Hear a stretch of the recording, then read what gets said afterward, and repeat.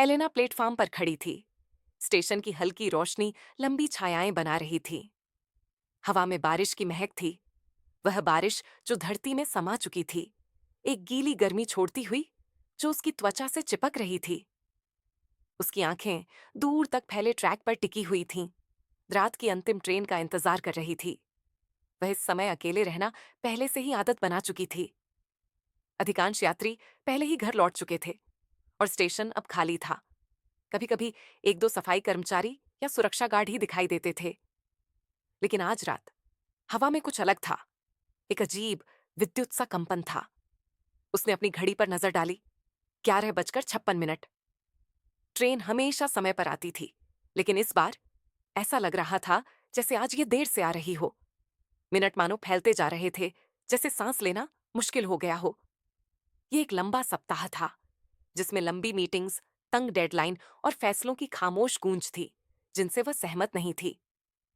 ये उसकी मुक्ति थी, अपने आप को फिर से तरोताजा करने का आखिरी मौका, इससे पहले कि उसे फिर से उसी कामकाजी जीवन का सामना करना पड़े। तभी दूर से एक ट्रेन की आवाज ने शांति को तोड़ा और एलेना का दिल तेजी से धड़कने लगा। उसने कदम बढ़ाया, अंधेरे सुरंग में ट्रेन की लाइट का कोई संकेत ढूंढते हुए।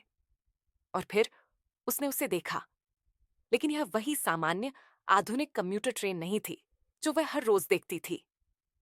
ये कुछ अलग थी, पुरानी, लकड़ी की बेंचों वाली, हल्की पीली रोशनी से चमकती हुई, और दरवाजों पर पीतल के हैंडल थे। वह उसके सामने रुक गई।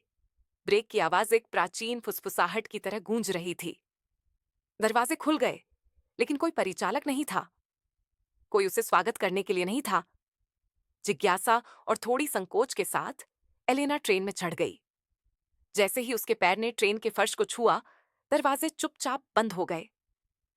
ट्रेन चल पड़ी, मानो अपने पुराने रूप में बिना किसी कठिनाई के सुनसान ट्रैक पर हल्के से ग्लाइडिंग कर रही हो।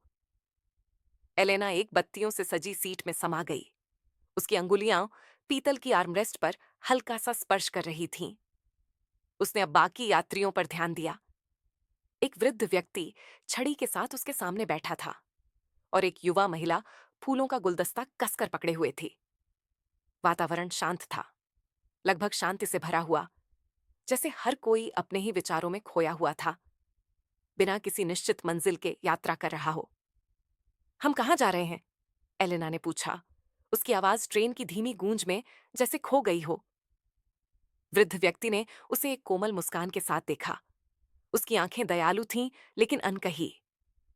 उन स्थानों तक जिन्हें तुमने पीछे छोड़ दिया है, उसने कहा, उसकी आवाज कोमल जैसे एक लोरी। और उन स्थानों तक जिन्हें तुमने अभी तक खोजा नहीं,